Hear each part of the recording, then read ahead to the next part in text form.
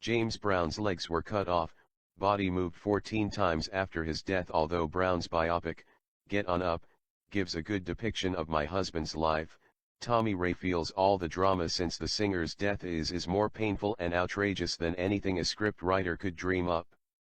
James would be spinning in his grave if he knew the hell I'd gone through over the past 8 years, she told Mail Online.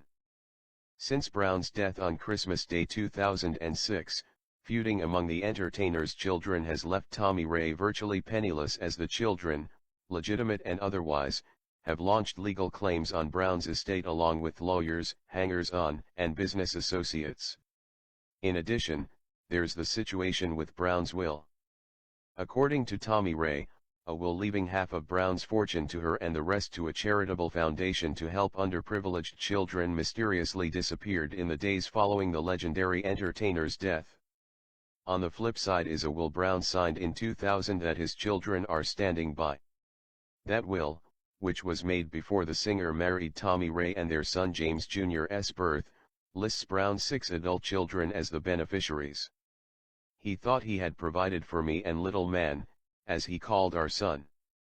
But every piece of scum and slime came crawling out of the woodwork the day he died, Tommy Ray said. There have been lawsuits and countersuits. I know I will prevail eventually, but I'm in a living hell. The legitimacy of James Jr. As the elder Brown's son has been questioned by the singer's other children, who claim Brown had a vasectomy in the 1980s. The squabbling ultimately resulted in a judge ordering a DNA test, which confirmed that Brown was James Jr.'s father. Despite the verification, the way in which the result was reached is an issue that Tommy Ray gets emotional discussing. They couldn't do the normal DNA test because of all the embalming fluid in his body. So they had to cut off his legs to get to his bone marrow, she revealed. I wept uncontrollably when I found out.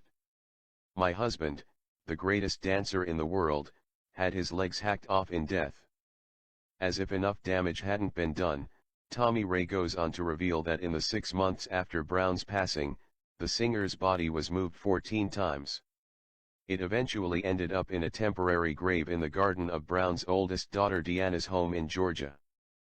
That is the final insult to James, said Tommy Ray, who was hired by Get On Up executive producer Mick Jagger to be a consultant for the film.